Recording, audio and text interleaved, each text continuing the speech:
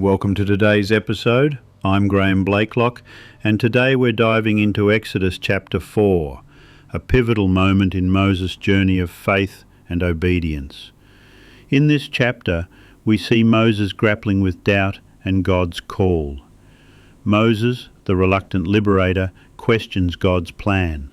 He's concerned about his ability to lead Israel out of Egypt, citing his lack of eloquence and feeling unworthy. But God reassures him, "I will be with you." God's response is a reminder that our strength doesn't come from ourselves, but from his presence. God then provides Moses with signs to confirm his power. Moses is told to throw his staff on the ground, which turns into a serpent, an unmistakable sign of divine authority. When Moses grabs the serpent by the tail, it turns back into a staff. God also instructs him to put his hand in his cloak, turning leprous, then healing it again by putting his hand back into his cloak, a sign of God's power to heal and restore. Despite these signs, Moses still hesitates, raising a barrier of uncertainty. He protests that he's not eloquent enough because he stutters, and fears rejection or failure. But God gently reminds him, "Who has made man's mouth?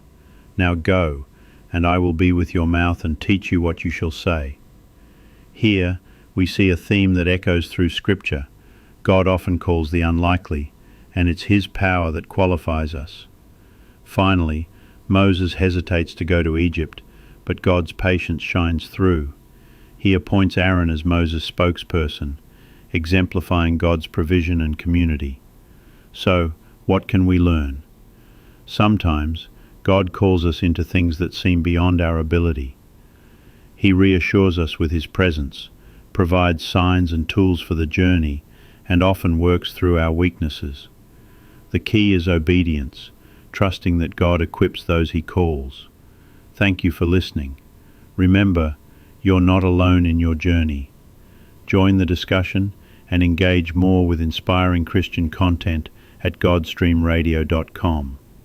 There, you'll find podcasts from leading Christian authors and many talented musicians.